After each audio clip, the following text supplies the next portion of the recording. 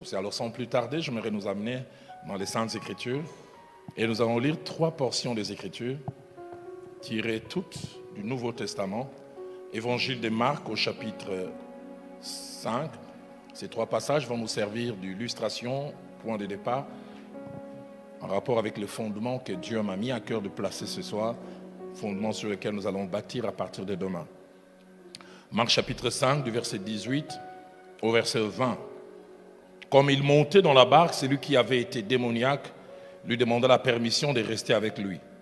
Jésus ne le lui permit pas, mais lui dit, « Va dans ta maison, vers les tiens, et raconte-leur tout ce que le Seigneur t'a fait et comment il a eu pitié de toi. » Il s'en alla et s'est mis à publier dans la Décapole tout ce que Jésus avait fait pour lui, et tous furent dans l'étonnement. Nous lisons aussi l'évangile de Luc au chapitre 8, et nous lisons les 3 premiers versets. Ensuite, Jésus allait de ville en ville et de village en village, prêchant et annonçant la bonne nouvelle du royaume de Dieu. Les 12 étaient auprès de lui avec quelques femmes qui avaient été guéries d'esprits malins et de maladies. Marie dite de Magdala, de laquelle étaient sortis 7 démons, Jeanne, femme de Chousan, intendant d'Hérode, Suzanne et plusieurs autres qui l'assistaient de leurs biens. Et nous terminons avec l'évangile de Jean au chapitre 4. Jean chapitre 4. Nous lisons en 2 temps du verset 28 au verset 30 et puis du verset 39 au verset 41. Alors la femme, ayant laissé sa cruche, s'en alla dans la ville et dit aux gens, « Venez voir un homme qui m'a dit tout ce que j'ai fait. Ne serait-ce point le Christ ?» Ils sortirent de la ville et ils vinrent vers lui. Pendant ce temps, les disciples, verset 39 à 41 maintenant, plusieurs Samaritains de cette ville crurent en Jésus à cause de cette déclaration formelle de la femme. Il m'a dit tout ce que j'ai fait. Aussi, quand les Samaritains vinrent les trouver, ils les prièrent de rester auprès d'eux. Il resta là 2 jours. Un beaucoup plus grand nombre crurent à cause de sa parole. Amen. Alors nous allons parler sur le thème servir Dieu, signification, exigence et bénéfice. Servir Dieu, signification, qu'est-ce que cela veut dire?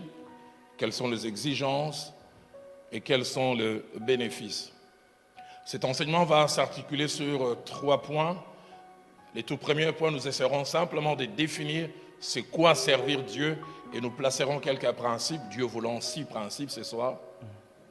Et demain, nous parlerons des exigences comme 2e sous-point et nous terminerons avec les bénéfices attachés au service de Dieu.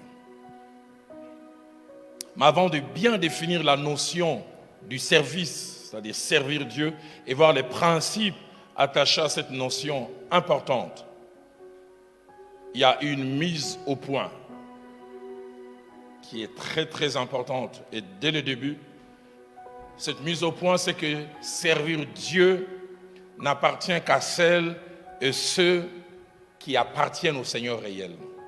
Amen. Et ça vraiment, je voudrais le répéter. Servir Dieu n'appartient qu'à celles et ceux qui appartiennent au Seigneur. Et appartenir au Seigneur dans la nouvelle alliance, c'est accepter Christ comme Seigneur et Sauveur. L'accepter après être passé par l'expérience glorieuse et merveilleuse. Moi, je l'ai connu, je n'ai jamais oublié la date. C'était le 5 novembre 1985, à 9h, je n'ai jamais oublié. L'expérience de la nouvelle naissance. C'est ça les points de départ pour servir Dieu. Et parlons de cette expérience de la nouvelle naissance. Jésus-Christ parlant à Nicodème, qui est un docteur de la loi, dit dans Jean chapitre 3, verset 4, verset 5, il utilise le terme « naître de nouveau » pour parler de la nouvelle naissance. Mais il utilise aussi un 2e terme « naître d'eau et d'esprit ». Et j'insiste dès le départ, pas de service pour Dieu sans nouvelle naissance. Et cette vérité importante que Dieu m'a mis à cœur de mentionner et peut-être de rappeler par rapport à cette expérience de la nouvelle naissance. La première, c'est que l'expérience de la nouvelle naissance n'est pas une option, mais elle est une obligation et une nécessité. Jésus-Christ parlant à Nicodème, il dira dans Jean chapitre 3 verset 7, il faut que vous naissiez de nouveau. Il ne dit pas si vous les voulez. Si vous les trouvez, il faut. La version Alfred Cohen, ou Parole vivante, il dit, il vous faut tous passer par la nouvelle naissance. Deuxième vérité attachée à la nouvelle naissance, cette expérience, si elle est vraie et authentique, apporte un changement radical dans la vie de toute personne qui la connaît. Cette expérience apporte un changement radical dans la vie de toute personne qui la connaît. De Corinthiens chapitre 5, au verset 17, dit, si quelqu'un est en Christ, il est une nouvelle créature. Les choses anciennes sont passées et voici toutes choses sont devenues nouvelles. La version français courant dit, si quelqu'un est uni au Christ, il est un être nouveau. Ce qui est ancien a disparu et ce qui est nouveau est là. La version Alfred Cohen ou Parole vivante que j'aime beaucoup dit, si quelqu'un entre en communion vivante avec le Christ, il devient un homme nouveau. Il est recréé, j'aime ça. L'ancien est dépassé et ce qu'il était autrefois a disparu. La nouvelle création a déjà commencé. Voici, tout est nouveau. Et j'aime bien dans Ézéchiel au chapitre 36, verset 26 à 27, c'est dans l'Ancien Testament, mais déjà une idée de ce qu'eux est supposé être la nouvelle naissance nous est donnée. Est-ce qu'on peut me placer cela? Ézéchiel 36, verset 26e, ainsi que verset 27e. Il dit, je vous donnerai un cœur nouveau. Je mettrai en vous un esprit nouveau. J'ôterai de votre corps plutôt, le cœur de pierre. Et je vous donnerai un cœur de chair. Et j'aime le verset 27. Je mettrai mon esprit en vous et je ferai en sorte que vous suiviez mes ordonnances et que vous observiez et pratiquiez mes lois. La véritable nouvelle naissance apporte un changement radical. Troisième vérité attachée à la nouvelle naissance, ce changement qui vient avec la nouvelle naissance, non seulement change notre éternité, mais il change aussi notre présent. Et il change peut-être d'abord notre présent, mais il change aussi notre éternité. La nouvelle naissance change notre regard sur Dieu. Comment nous regardons Dieu? Deux, ça change notre regard sur le péché ou le mal. Désormais, nous nous alignons avec Dieu. Nous appelons mal ce que Dieu appelle mal et nous appelons bien ce que Dieu appelle bien. Et troisièmement, la nouvelle naissance change notre regard sur le monde et ce qu'il contient. Nous regardons le monde avec les lunettes de Dieu. Et quatrièmement, la nouvelle naissance change nos priorités. Change nos priorités. Philippiens chapitre 3, verset 7 au verset 8. L'apôtre Paul parle de ce qu'il a connu comme expérience attachée à la nouvelle naissance. Il dit, ces choses qui étaient pour moi des gains, je les ai regardées comme une perte à cause de Christ. Je peux me souvenir, ce moment quand j'ai fait l'expérience de la nouvelle naissance, les choses auxquelles j'étais attaché, je les regardais comme si c'était de la poubelle. Et il ajoute, et même je regarde toutes choses comme une perte à cause de l'excellence et la connaissance de Jésus-Christ. Et il ajoute pour lesquels j'ai renoncé à tout. Et je les regarde comme de la boue, afin de gagner Christ. Avez-vous connu une réelle expérience de la nouvelle naissance? Est-ce que le mal est mal parce que Dieu l'appelle ainsi? Ou c'est attaché à vous-même? Vous avez un évangile selon vous. La Bible dit ça, mais moi je fais ce que je veux.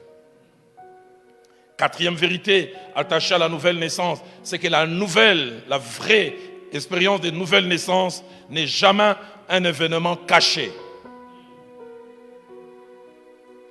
Qu'est-ce que je veux dire par là? Toute véritable expérience de la nouvelle naissance, au-delà de nous, ceux qui nous côtoient, ceux qui nous connaissent, ou mieux ceux qui nous connaissaient avant, doivent se rendre compte qu'il y a eu un changement. J'ai un vieux pasteur de chez moi qui disait, si un chat prétend être converti, il faut aller demander le témoignage aux souris. Les souris doivent témoigner de sa nouvelle naissance. Vous ne devez pas être le seul à croire et à savoir que vous êtes né de nouveau. Si vous avez une épouse, elle peut dire, il a changé. Si vous avez un mari, ce mari peut témoigner, il a réellement changé. Comme avec les fous de Gadara, dans Marc chapitre 5, au verset 15. Les gens l'ont connu dans un état premier, où il avait sa demeure dans les sépulcres. On ne pouvait pas les lier. Il avait un problème à lui, mais il était devenu aussi un problème pour son environnement. Et j'aime bien les choses qui sont dites concernant cet homme. Il avait dit, ils vinrent auprès de Jésus et ils virent les démoniaques. L'original dit l'ex-démoniaque. Quand vous êtes en crise, vous devez être ex de quelque chose. J'ai entendu quelqu'un témoigner un jour dans l'église, frères et sœurs, alléluia. Avant ma conversion, j'ai volé souvent $100, mais depuis ma conversion, je vole simplement 50. J'ai diminué un peu dans les mal. On devient ex dans quelque chose. Ils vinrent auprès de Jésus et virent les démoniaques. Et écoutez, les temps de la conjugaison qui est utilisé, c'est lui qui avait eu la légion. Quand il y a une véritable conversion, on doit dire il était et il est devenu. J'étais et je suis. Y a-t-il des choses dans votre vie où vous pouvez conjuguer cela au passé, attaché à la nouvelle naissance?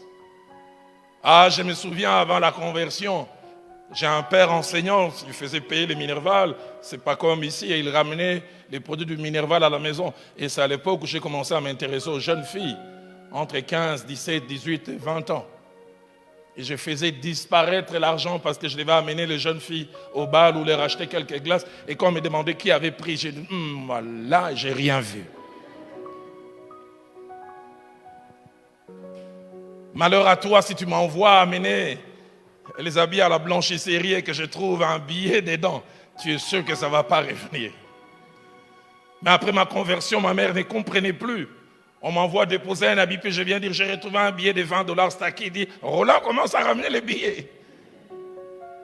C'est lui qui avait eu la légion. Il avait dit, assis, vêtu et dans son bon sens. Et j'aime beaucoup la conclusion. Ils furent saisis des frayeurs. Quand il y a une nouvelle naissance, les gens qui vous ont connu avant se demandent, est-ce c'est lui ou c'est pas lui? Ils voient un changement radical. Cela me rappelle encore l'expérience de Jean chapitre 9, versets 8 à 10. Il est parlé de cet homme qui était un aveugle de naissance au contact de Jésus-Christ. Son aveuglement, c'est un peu l'image du péché. Il est radicalement changé. Écoutez ce que la Bible dit. Ses voisins et ceux qui auparavant l'avaient connu comme un mendiant disaient, n'est-ce pas celui qui s'est tenu assis et qui mendiait? Physiquement la même personne, mais il y a quelque chose qui a changé. Verset 9, les uns disaient c'est lui. D'autres disaient non, mais il lui ressemble. Et lui-même disait, c'est moi. Quand on a réellement connu l'expérience de la nouvelle naissance, les gens qui vous sont proches n'arrivent plus à vous. Mais il fumait avant. Avant, il ne laissait pas les jeunes filles passer. Il soufflait des torticolis. Mais désormais, il est calme. Qu'est-ce qui s'est passé? Si les gens ne sont pas étonnés, ils ne se posent pas les questions par rapport à vous, c'est que vous n'êtes pas réellement né de nouveau. Surtout votre environnement immédiat. J'ai jamais oublié, je suis né dans une famille de 4 garçons. J'ai une grande sœur, puis je suis le premier garçon. J'ai mon frère cadet, aujourd'hui il a la quarantaine. J'étais son étalon, son modèle. Il me copiait en tout. J'aimais un groupe musical qui y avait à l'époque chez nous qui s'appelait Zaiko Langalanga. Et j'aimais danser comme quelqu'un, je n'aimerais pas ici citer son nom. Et il me mimait en tout. J'ai commencé même à avoir des postures pour se tenir comme ces musiciens. Je l'appréciais tellement. Et quand je me suis converti, notre cadet à l'époque, il avait 11 ans, déboussolé. Lui qui me copiait en tout, a commencé à me voir prendre une direction différente. La musique qui m'attirait ne m'attirait plus. Je me souviens un jour, 3 mois après, il est venu me demander, grand frère, qu'est-ce qui ne va pas? Je lui demande plutôt, qu'est-ce qui va? Parce qu'avant, ça n'allait pas. Tu aimais ça, tu écoutais telle musique, tu regardais telle chose à la télévision, mais je vois ça t'intéresse plus. Qu'est-ce qui s'est passé? Et je lui ai parlé de ce qui s'est passé. Ça a été l'occasion aussi pour qu'il reçoive Christ comme Seigneur et Sauveur.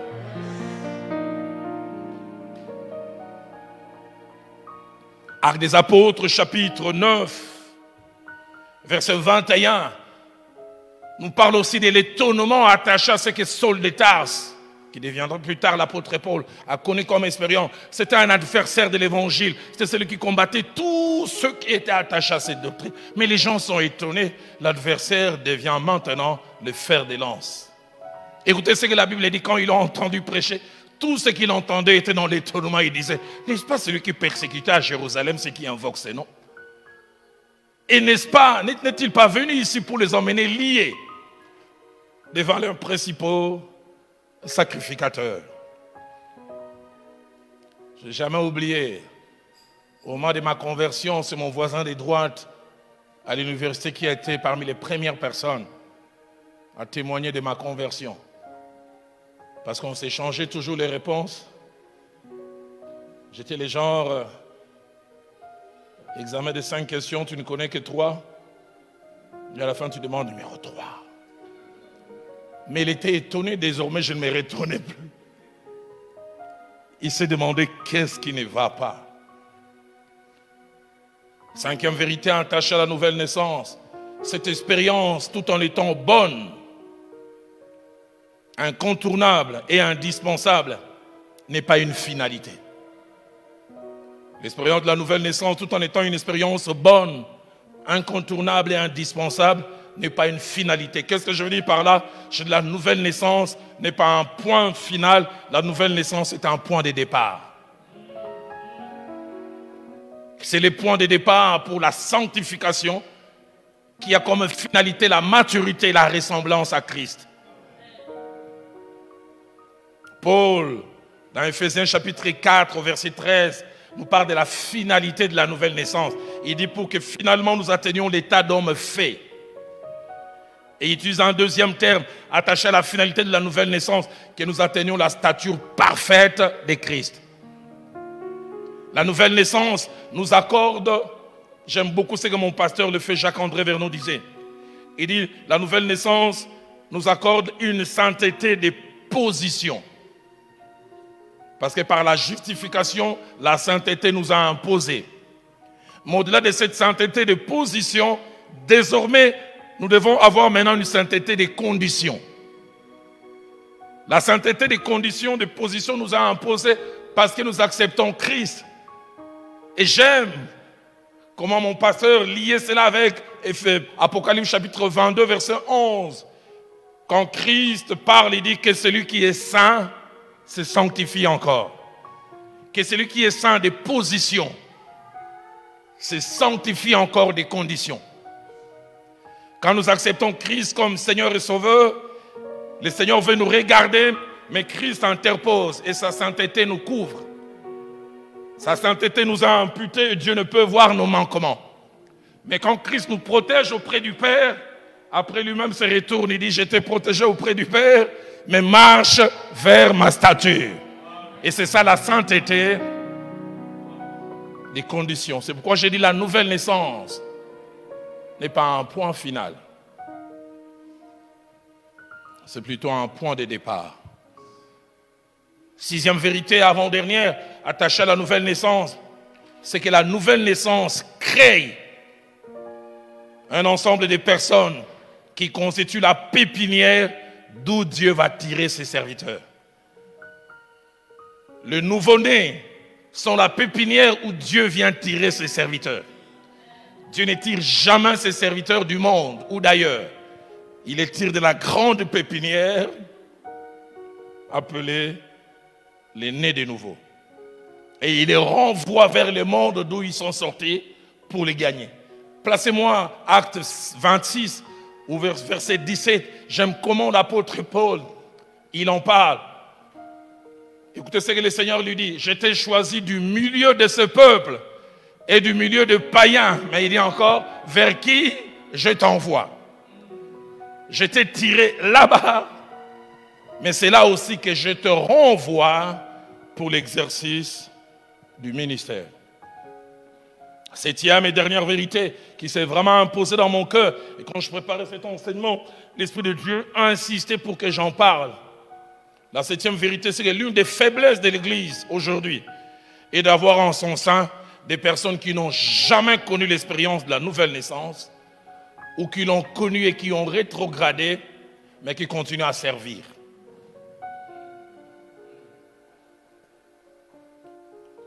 Si servir en tant que rétrograde est déjà dangereux, mais servir sans les connaître est encore plus dangereux. Et la catégorie de personnes qui servent sans les connaître, la Bible dans l'Ancien Testament utilise un nom approprié. Dans Nombre chapitre 11, au verset 4, quand Israël est sorti d'Égypte, il y avait deux catégories de personnes. Il y avait ceux et celles qui étaient en alliance avec le Dieu d'Israël. Mais puis il y avait une deuxième catégorie, la Bible les appelle les ramassis.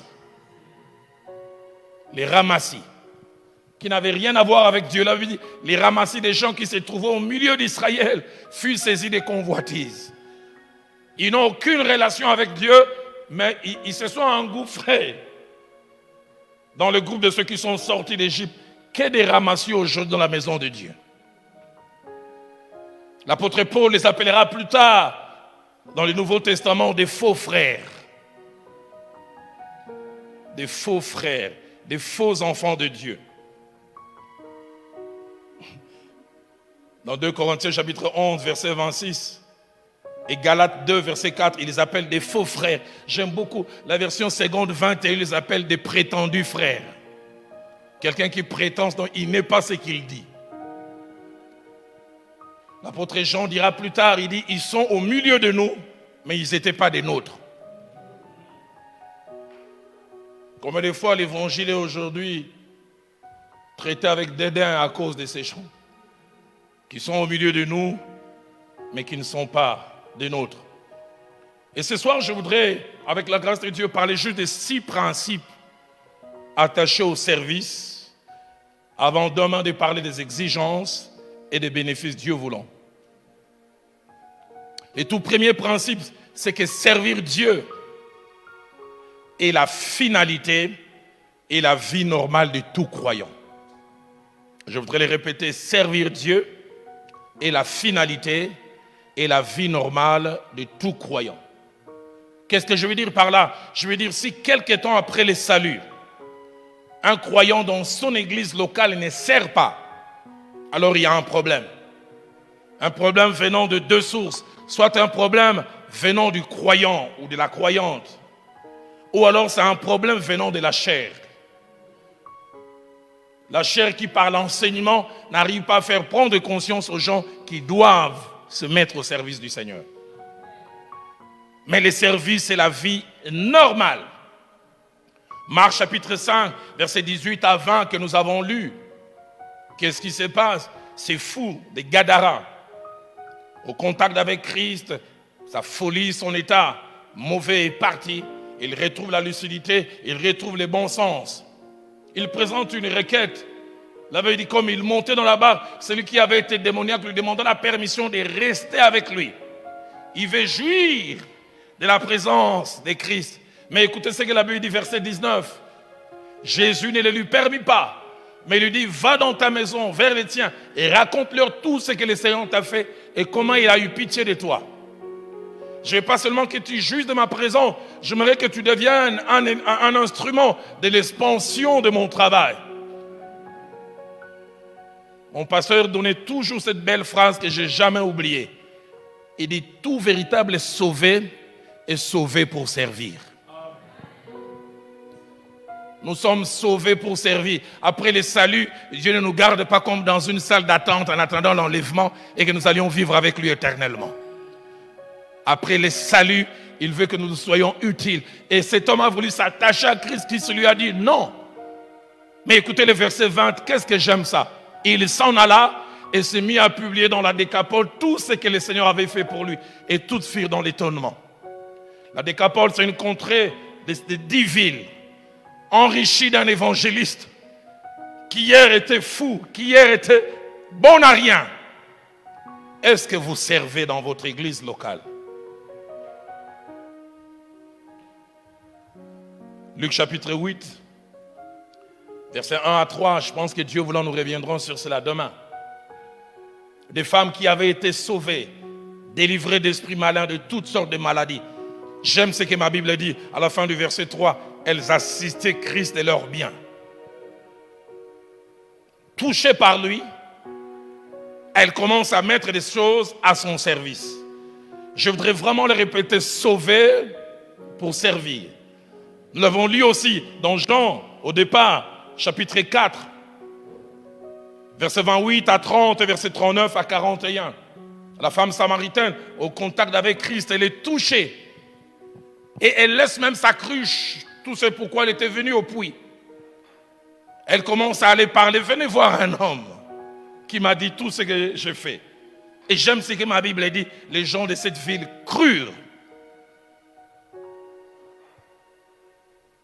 Servir Dieu est la finalité et la vie normale du croyant. Alors sans déranger votre voisin, votre voisine, posez-lui la question, est-ce que vous servez Dieu dans votre église?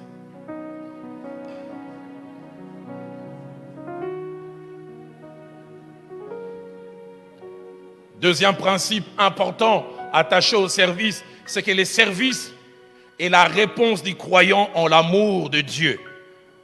L'amour qu'il a eu à comprendre et à intérioriser. Tout celui et toute celle qui a été touché par l'amour de Dieu, la réponse c'est les services. Tout véritable sauvé arrive à un moment à se sentir comme endetté vis-à-vis de Dieu.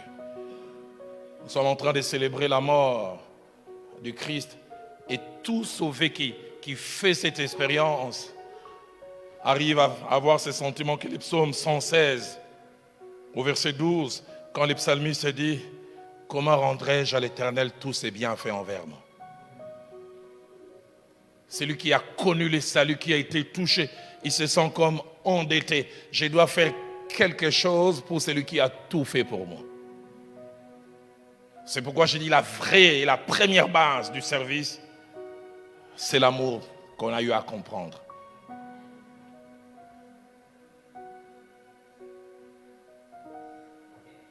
Troisième principe, les services, au-delà du fait qu'il plaît à Dieu et participe à l'avancement de son œuvre, les services contribuent aussi à notre édification personnelle. Un croyant qui ne sert pas ne grandit pas. Un croyant qui vient simplement s'asseoir manque quelque chose. Les services participent à notre édification. Dans 1 Timothée chapitre 3, au verset 13, la Bible dit que ceux qui remplissent convenablement leur ministère, j'aime ce qui est dit à la fin. Il dit s'acquièrent d'abord un rang honorable, mais la Bible dit s'acquièrent une grande assurance dans la foi en Jésus-Christ.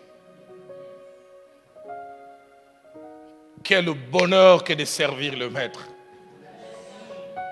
Quelle joie que de l'avoir comme patron. C'est ceux qui ne servent pas, qu'est-ce que vous manquez? Quelque chose d'important. Il y a une joie à servir Dieu. Quatrième principe, si servir Dieu est une bonne chose, en étudiant la parole de Dieu, il n'y a pas une seule manière de servir Dieu, mais il y a plusieurs manières de le servir. C'est pourquoi tous nous pouvons servir. Que dis-je? Tous nous devons servir. Dans 1 Corinthiens chapitre 12, au verset 5, l'apôtre dira, il y a diversité de ministères, mais le même Seigneur. Diversité des ministères. Il n'y a pas une seule, le mot ministère l'avait dit aussi service. Il y a différents services, mais ça vient du même Seigneur. J'aime beaucoup la traduction français courant. Écoutez ce que le français courant dit. Il y a diverses façons de servir, mais c'est le même Seigneur que l'on sert. La version Alfred Cohen dit, les services dans l'église ils sont différents, mais c'est un seul et même Seigneur que nous servons. Cinquième principe, lequel je resterai un peu longtemps, c'est que s'il y a plusieurs manières de servir, les services se distinguent par deux choses principalement. Premièrement, le service est distinct, un, par l'origine du service. Mais deuxièmement, par ce que l'on offre au Seigneur. Premièrement, quand je parle de l'origine du service, il y a deux manières de servir Dieu. Premièrement, quand l'on sert Dieu, Dieu lui-même est directement l'origine de notre service. Et il est directement par l'appel qu'il nous donne. Et quand je parle de l'appel, allez, je voudrais voir principalement les 5 ministères, mais par extension, je veux aussi plus loin. On est au courant, on est conscient du service que Dieu veut que nous rendions, par lui-même qui nous fait prendre conscience de cela directement. À Éphésiens chapitre 4, verset 8, il dit, il est monté et il a fait des dons aux hommes. Et il a appelé les uns comme apôtres, les autres comme docteurs, les autres comme... Il fait prendre conscience de cela. Actes des apôtres, chapitre 13, verset 1 à 2, l'église d'Antioche est en train de prier. Et Dieu lui-même s'adresse, il dit, mettez-moi à part Saul et Barnabas pour l'œuvre à laquelle je les ai appelés. Directement, ils sont au courant du service où Dieu les attend.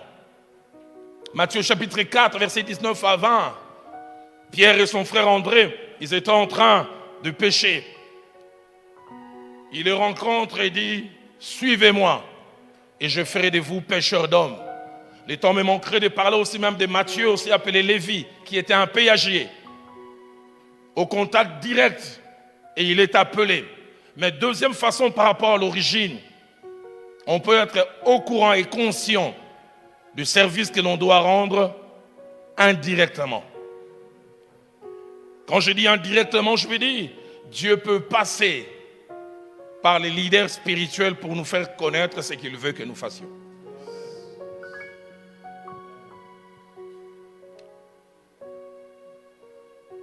Deux exemples que je voudrais prendre à ce niveau. Premièrement, l'apôtre Paul, bien qu'il faisait partie des 5 ministères.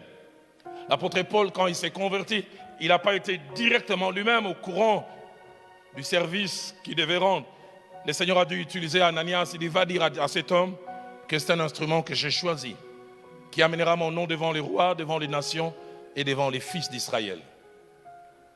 Actes des apôtres, au chapitre 6, au verset 3, je voudrais qu'on me les place.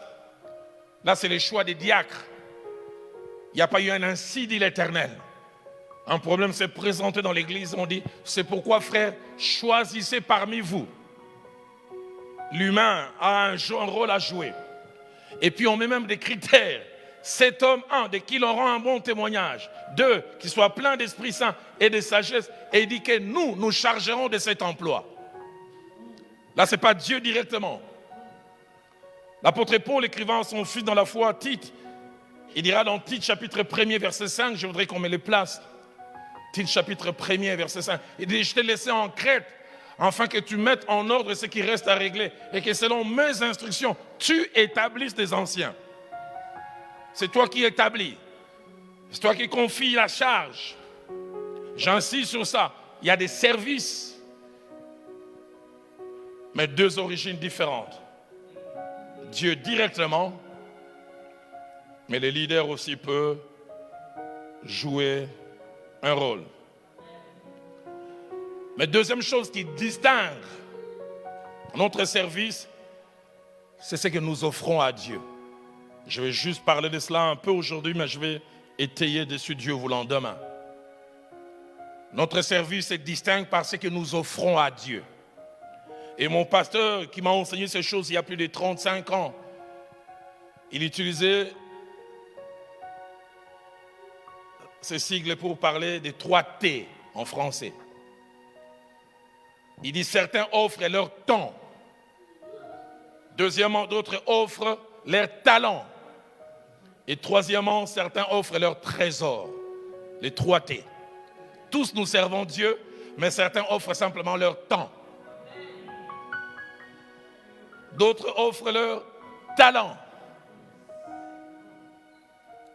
Ils sont musiciens, ils ont une belle voix. Moi, je chante faux. Mon épouse disait même au ciel, je chanterai faux.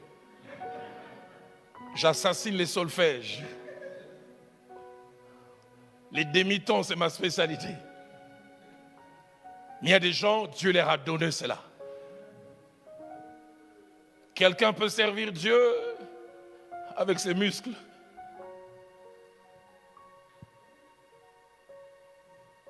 Nettoyer, mettre de l'ordre. J'en parlerai mieux demain. Aux yeux de Dieu, serviteur de Dieu n'est pas seulement celui qui se tient du haut de la chair ou qui prêche. Mais on peut aussi servir Dieu avec son intelligence.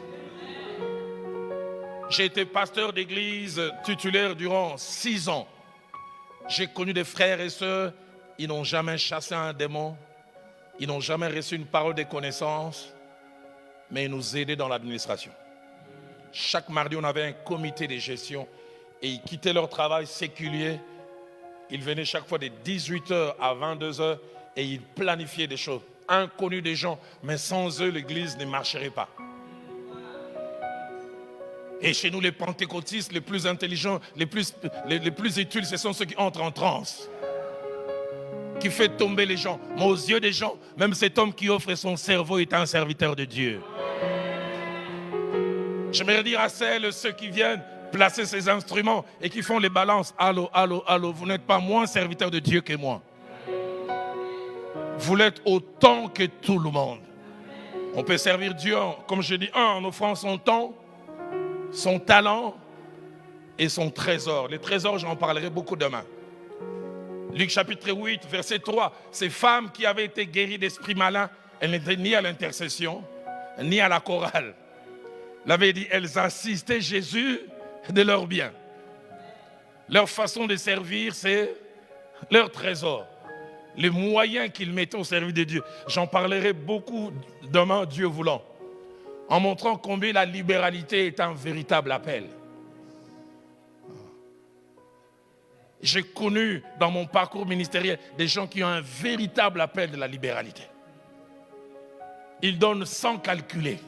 J'en parlerai demain. Et en général, ceux qui n'ont pas cet appel souffrent quand ils entendent d'autres le faire. Non, tel frère a donné 10 000 euros. 10 000 euros. Ils n'arrivent pas à expliquer comment quelqu'un peut faire cela. Tout le monde n'a pas fait, mais ces femmes ont eu à le faire. Le ministère de Jésus a avancé parce que ces femmes faisaient. Ma prière est que chacun puisse découvrir son couloir, son créneau. Dans quel domaine Dieu veut que tu puisses servir? Certains serviront dans l'ombre à l'intercession, ni vus, ni connus de gens, mais connus de Dieu.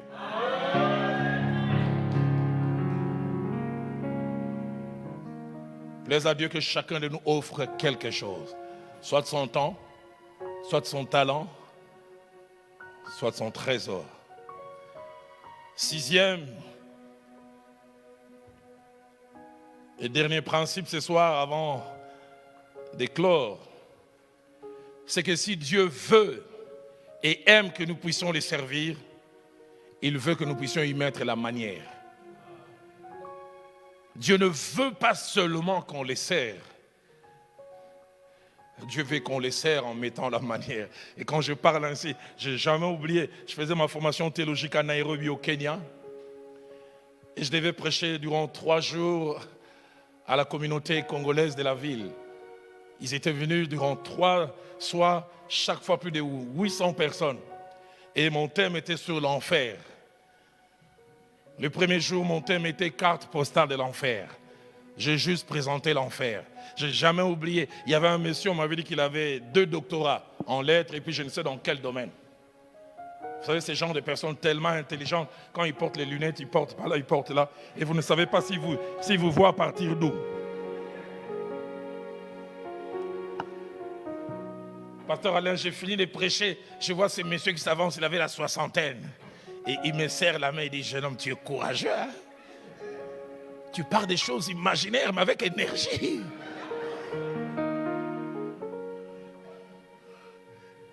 L'enfer n'existe. Pourquoi tu mets toute ton énergie pour parler des choses imaginaires? J'ai servi mon Dieu avec zèle. Et le comble, c'est que le lendemain, je viens et mon sous-thème était « Voilà pourquoi tu iras en enfer ». Et ce jour-là, je n'ai jamais oublié, je sentais la main de Dieu sur moi. À la fin, je lance l'appel « Qui veut éviter l'enfer ?» Je n'ai jamais oublié. La première personne s'est levée à avancer. Et j'ai vu cet homme qui me disait que je prêchais sur des choses imaginées. Il voulait répondre à l'appel. Il s'est levé, il s'est rasseyé comme si c'était l'ascenseur. Et j'ai senti combien l'Esprit de Dieu travaillait en lui. Et finalement, à la fin, il s'est avancé, il a accepté Christ. Alors, j'avais double sentiment. D'un côté, on peut acclamer le Seigneur.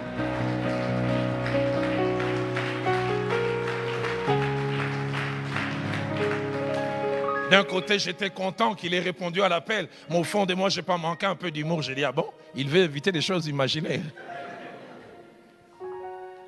Mais pourquoi j'en parle? Pour dire, je faisais ce travail de tout mon cœur. Dieu veut non seulement qu'on les sert, mais qu'on les sert en y mettant la manière. Dans 1 Corinthiens chapitre 15, verset 58, on va simplement prendre la première partie. Je reviendrai sur la seconde partie demain. Qu'est-ce que l'apôtre Paul dit? Ainsi, mes bien-aimés, soyez fermes, inébranlables. Écoutez ce qu'il dit. Travaillez de mieux en mieux à l'œuvre du Seigneur. Quand je sers Dieu, aujourd'hui, je dois le servir mieux qu'hier. Et demain, je dois le servir mieux qu'aujourd'hui. J'ai 58 ans, j'ai tendance à ajouter seulement. J'ai accepté Christ comme Seigneur et Sauveur, j'avais 20 ans et demi. Je suis dans le ministère depuis 35 ans, ministère pastoral 33 ans. J'ai conscience que les années de force, il y en a plus derrière moi que devant. Je disais à mon épouse qui va nous rejoindre demain, j'ai dit, j'ai pris la décision, toutes les années qui me restent, ça sera pour le Seigneur. Je ne me ménagerai nullement. Et pasteur Alain, qu'est-ce qu'il a fait dans ma vie? Il a tellement fait. Et la seule manière pour moi de répondre, j'ai dit, je répandrai ta parole partout où tu voudras.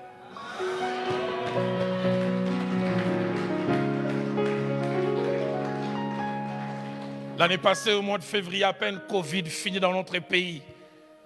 J'ai fait plus de 450 km pour ceux qui connaissent mon pays, de Kinshasa jusqu'à Kikwit. Non pas en avion, mais en véhicule. Avec les routes qu'il y a chez nous. Plus de 8 heures de route.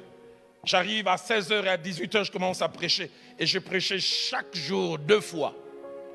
Je termine dimanche, je prends encore la route, je fais la même distance. Et j'arrive à Kinshasa, je passe une nuit, pour ceux qui connaissent un peu mon pays. Je fais Kinshasa jusqu'à Boma, 460 km. Et je prêche encore matin et soir.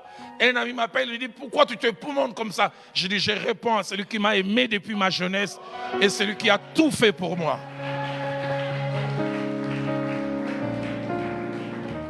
Dans Romains chapitre 12 au verset 11, l'apôtre dit, ayez du zèle et non de la paresse. Soyez fervents d'esprit, servez le Seigneur. Vous venez chanter pour Dieu, c'est comme si on vous a amené des forces. Alléluia. Ayez du zèle. La version française courant dit, soyez actifs et non paresseux. Servez le Seigneur avec un cœur plein d'ardeur. La version parole de vie dit, servez le Seigneur activement, sans paresse et de tout votre cœur. Dieu a tellement fait pour moi. J'aime souvent dire aux gens, je viens d'une famille très modeste. Je n'ai pas eu besoin de dictionnaire pour connaître la signification de la pauvreté. Moi, c'est le Seigneur qui m'a habillé. C'est le Seigneur qui m'a nourri. C'est le Seigneur qui m'a, entre guillemets, donné un nom. C'est le Seigneur qui permet que je côtoie certaines personnes. Et la seule manière pour moi de répondre, c'est de faire avancer son œuvre. Il m'a donné 4 filles magnifiques. Il a fait marier les 2 premières, des mariages qui m'ont fait pleurer. Et j'ai dit, Seigneur, avec tout ce que j'ai fait, je ferai encore plus pour toi. Jérémie chapitre 48, verset 10. Qu'est-ce que le prophète dit? Une parole forte. Jérémie 48, verset 10. Maudit soit celui qui fait avec négligence l'œuvre de l'Éternel. Mieux vaut ne pas s'engager que s'engager et de le faire avec négligence. Quand on parle de négligence, ce mot cache 3 idées. La première, c'est faire quelque chose sans attention et sans les soins nécessaires qu'il faut. Deuxièmement, quand on parle de négligence, c'est ne pas prendre soin de quelque chose comme il se doit. Et troisièmement, quand on parle de négligence, ce n'est pas manifester l'intérêt suffisant qu'il faut à une chose ou à une activité. Maudit soit celui qui fait avec négligence l'œuvre de l'Éternel. La version Parole de vie dit qu'il soit maudit ceux qui manquent d'énergie en travaillant pour Dieu. La version Le Semeur dit maudit soit celui qui fait l'œuvre de l'Éternel sans y mettre son cœur. Dieu veut même des fois qu'on ne les sert pas et qu'on le sert avec un cœur partagé. Dans 2 Chroniques chapitre 29, verset 11, placez-moi ce passage. Un jeune roi accède à la royauté et il trouve des gens plus avancés que lui en âge. Écoutez la remarque qu'il leur fait. Mes fils, cessez d'être négligents, car vous avez été choisis par l'Éternel pour vous tenir à son service devant lui. Dieu vous a choisis, mais vous n'y mettez pas les cœurs. Cessez d'être négligents, car vous avez été choisis par l'Éternel pour vous tenir à son service devant lui, pour être ses serviteurs et pour lui offrir des parfums. En terminant ce soir, j'aimerais, en ouvrant une parenthèse, que je ferai rapidement mentionner 5 raisons qui amènent certains à servir Dieu avec négligence. Première raison, c'est la baisse et la perte de ce que la Bible appelle dans Apocalypse 2, verset 4, le premier amour. Quand on a perdu le premier amour, les premiers zèles, la qualité du service, on souffre. Et ce qui est étonnant avec cette église, le Seigneur ne parle pas d'une rétrogradation totale. Il dit, ce que j'ai contre toi, c'est que tu as perdu ton premier amour. La version française courant dit, c'est que tu ne m'aimes plus comme au commencement. Combien de gens dans leur relation avec Dieu, ils sont devenus comme des vieux mariés, co-voisins.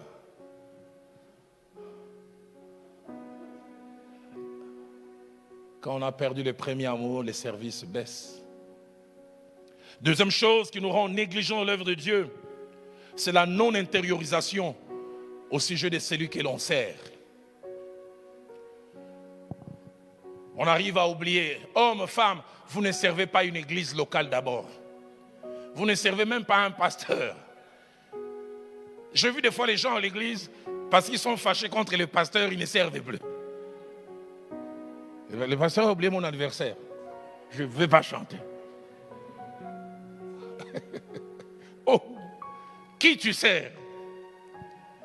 Est-ce le pasteur ou Dieu? N'oubliez jamais le service pour Dieu. Troisième chose qui amène la négligence dans les services, c'est les renversements des priorités. Les renversements des priorités. Lorsque Dieu n'est plus notre priorité, les services peuvent en souffrir. Il y a un homme qui m'épate toujours dans la parole de Dieu. Placez-moi ce passage, Luc chapitre 1er, versets 5 à 8. Il s'appelait Zacharie. Et il avait une femme qui s'appelait Élisabeth. Du temps d'Hérode, roi des Judées, il y avait un sacrificateur nommé Zacharie de la classe d'Abia. Sa femme était d'entre les filles d'Aaron et s'appelait Élisabeth. Tous deux étaient justes devant Dieu, observant d'une manière irréprochable tous les commandements et toutes les ordonnances du Seigneur.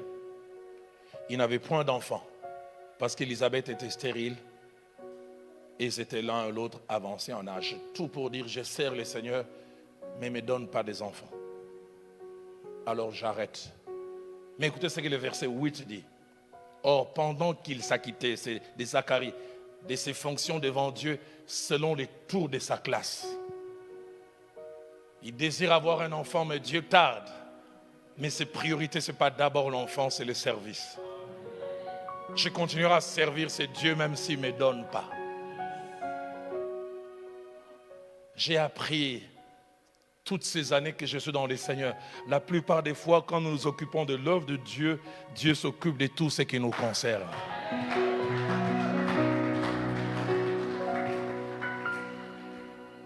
Quatrième et avant-dernière chose qui amène la négligence dans l'œuvre de Dieu, c'est la vie du péché.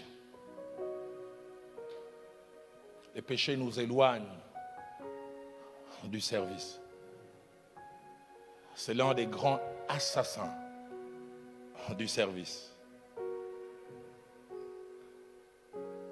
Et cinquième et dernière chose qui nous vole le service sont des problèmes émotionnels et sentimentaux. Je ne m'entends pas bien avec les responsables de la chorale, je ne veux plus chanter.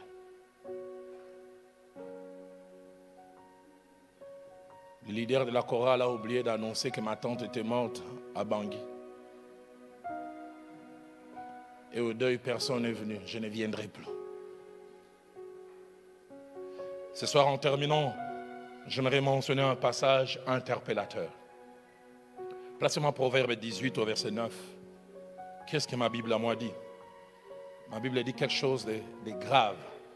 Celui qui se relâche dans son travail est frère de celui qui détruit. Avoir mis la main à la pâte et ne plus le faire. Celui qui se relâche est frère de celui qui détruit. Aux yeux du Seigneur, celui qui combat l'œuvre d'une manière ou d'une autre est de la même famille que celui qui a mis la main à la pâte et qui s'est relâché. J'aime beaucoup la traduction français courant qui dit « Celui qui néglige sa besogne et celui qui la gâche sont de la même famille. » Celui qui néglige sa besogne et celui qui la gâche sont de la même famille. La version Nouvelle Bible Seconde dit « Celui qui néglige son travail et celui qui le détruit se ressemblent comme frères. » Dieu m'a mis à cœur, comme je l'ai dit, ce soir simplement de poser le fondement et les bases. Et demain, je vais bâtir dessus. J'aimerais nous inviter à baisser nos têtes dans la prière. J'aimerais inviter notre groupe d'adoration à revenir. Je me suis réveillé ce matin avec ces merveilleux cantiques qui résonnent encore dans mon cœur. Attire-moi à toi, ne me laisse pas. Je vais tout abandonner, restaurer notre amitié. Nous allons les chanter et je lancerai un triple appel.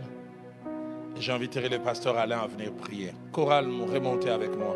Attire-moi à toi, ne me laisse pas, ne me laisse pas.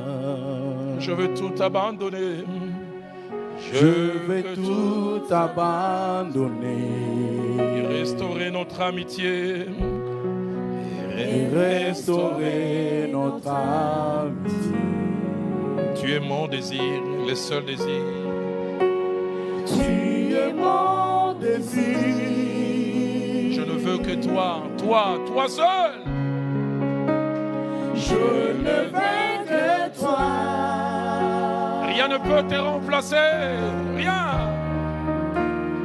Rien ne peut te remplacer. Dans tes bras, je suis rassuré. Dans tes bras, je suis rassuré. Montre-moi la voie, montre-moi.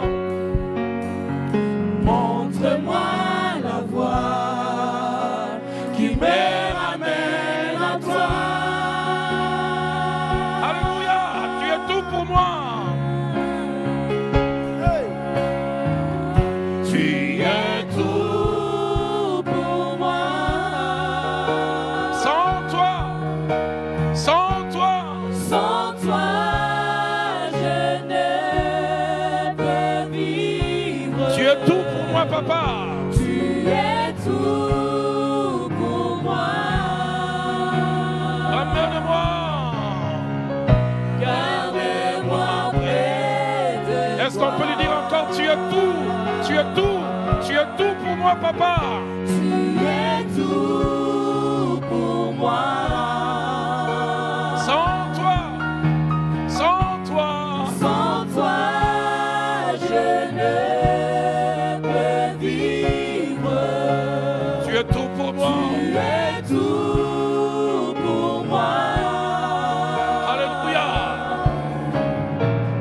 Garde-moi près. Est-ce qu'on peut lui dire encore, tu es tout, tu es tout, tu es tout pour moi. Seigneur. Tu es tout pour moi. Sans toi, sans toi, Sans toi, je ne peux vivre. Tu es tout pour moi. garde-moi. Garde-moi près de toi. Garde-moi près de toi. Garde-moi près de toi. Garde-moi près de Oui, toi. en toi, Seigneur, je vais habiter. Garde-moi près de toi. Alléluia. Seigneur, je vais rester. Garde-moi près de toi. Auprès de toi, la vie éternelle. Garde-moi près de toi. Nos yeux fermés. Nos yeux fermés. Avant que je lance cet appel, c'est tellement fort dans mon cœur. Je ne sais pas si vous le chantez ici. Ces chants de l'Orlombo qui est des temps que tu donnes un chant. La grande prière qui monte dans mon cœur.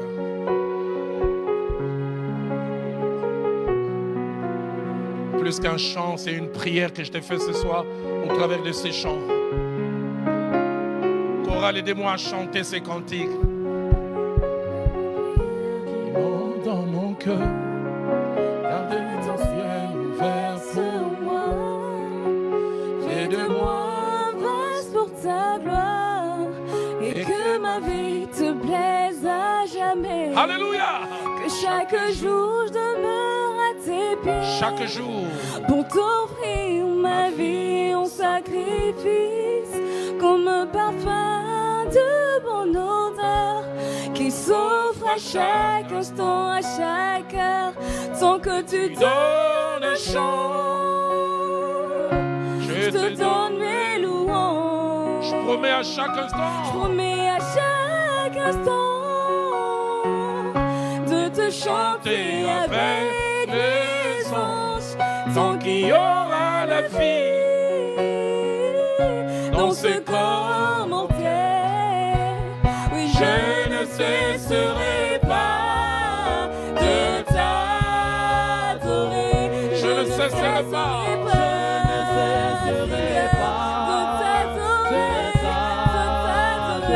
Je ne cesserai pas. Je ne cesserai pas de t'adorer. Encore une fois, je ne cesserai pas. Je ne cesserai pas de t'adorer. Est-ce qu'on peut lui dire encore tant que tu donnes un Tant chant? que tu donnes un chant, je te donne des louanges. Je promets, je promets. Et à chaque instant de te chanter avec les anges, tant qu'il y aura la vie dans ce corps mortel. Je ne cesserai pas de t'adorer. Je ne cesserai pas une dernière fois. Je ne cesserai pas de t'adorer. Alors que le clavier continue à jouer,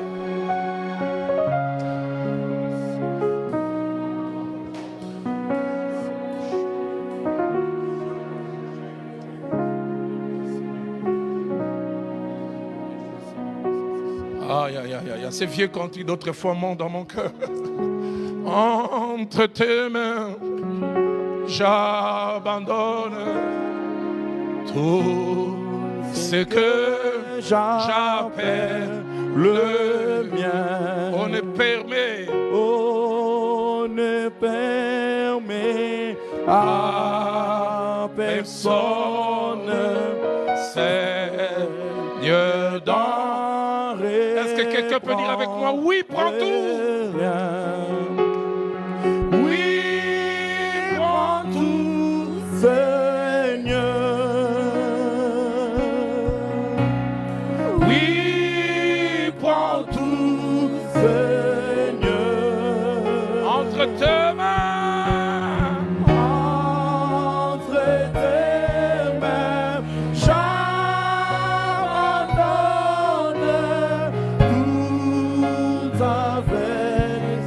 on peut lui dire encore, oui, prends tout, oui, prends tout.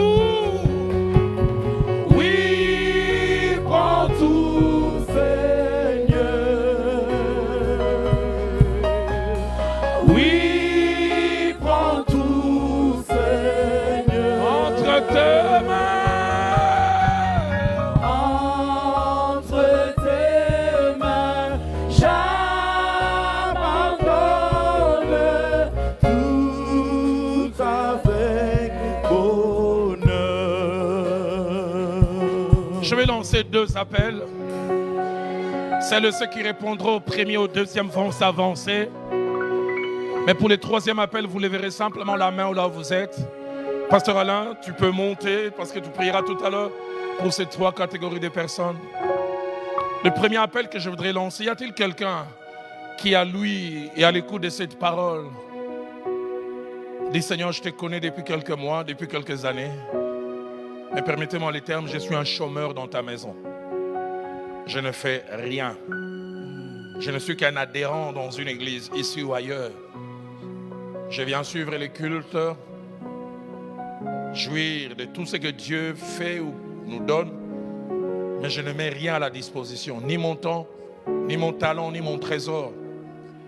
Mais ce soir, à l'ouïe de la parole de Dieu, j'ai compris que nous sommes sauvés pour servir. Et je voudrais cesser d'être un simple venant à l'église. Je voudrais de ce jour répondre à cet amour qui a été manifesté à la croix par les services.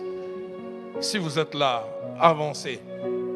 Nous prierons pour vous et avec vous. Vous qui ne servez pas, sauvez réellement, appartenant au Seigneur, mais vous ne servez pas ici ou ailleurs. Et vous voulez dire, je n'aimerais plus continuer à rester dans cet état. Je voudrais désormais mettre quelque chose au service de Dieu. Venez ici devant, je prierai pour vous et avec vous. Et le pasteur aussi priera pour nous. 2e appel que je voudrais lancer. Je parlais tout à l'heure de servir Dieu en y mettant son cœur, sans négligence. Y a-t-il quelqu'un à lui de cette parole qui dit je le sers, mais je n'y mets pas tout mon cœur. Je l'ai fait par intermittence. Un moment où bien, un moment moins bien. Mais à lui, à l'écoute de la parole ce jour, je voudrais désormais mettre l'ardeur, les ailes, la passion. Je voudrais le faire pleinement. Ceux et celles qui veulent répondre à cet appel, alors que les cantiques jouent, ils vont s'avancer tout à l'heure. Avant que je lance les tout derniers appels, merci. Ce n'est pas devant un homme que vous avancez. Je ne pense même pas qu'il y a un spectacle à regarder à gauche et à droite. C'est dans notre cœur. Est-ce que tu sers Dieu là où tu es? Est-ce que tu offres quelque chose? Et de ce jour, tu dis, j'aimerais offrir quelque chose à Dieu. Venez. Il avait dit, si vous entendez sa voix, n'endurcissez pas votre cœur. Votre cœur qui bat à la chamade, ce n'est pas à cause de moi. C'est l'Esprit de Dieu qui vous a parlé et qui continue à vous mettre mal à l'aise. Avant qu'on prie, j'entends dans mon esprit 4 et 4. Et l'Esprit de Dieu me dit, il y a 4 personnes qui auraient dû s'avancer et qui restent. Et parmi ces 4 personnes, j'entends distinctement l'une qui dit, je peux la faire cette prière là où je suis. Je ne sais comment vous expliquer. Ma Bible à moi dit aujourd'hui, si vous entendez sa voix, n'endurcissez pas votre cœur. Venez. Venez. C'est le jour du salut. C'est le jour d'un nouveau départ. C'est le jour d'une nouvelle consécration. Je ne veux plus croiser les bras dans la maison de Dieu. J'aimerais offrir quelque chose à celui qui m'a tout donné. Mais j'aimerais ne plus être nonchalant dans les services. J'aimerais y mettre mon cœur. Mon cœur. 3e et dernier appel. Vous êtes restés, vous les servez déjà bien en y mettant votre cœur et vous voulez dire, je ne veux pas me relâcher. Je vais au minimum maintenir ces standards et pourquoi pas faire mieux. Et si vous êtes là, vous n'allez pas vous avancer. Levez simplement votre main. Vous qui les servez déjà, qui les faites bien et qui voulez dire au minimum, je voudrais garder le même standard. Et pourquoi pas faire mieux, plus. Et je dois vous avouer, je lève ma main avec vous. Levez vos mains alors que le pasteur va venir. Il va prier pour les 2 catégories qui se sont avancées et la dernière catégorie qui a simplement levé la main. Attire-moi à toi. Ne me laisse pas. Ne me laisse pas.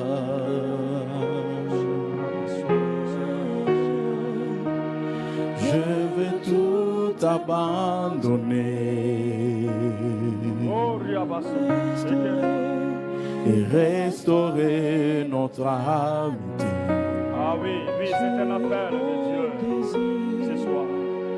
Tu es mon désir.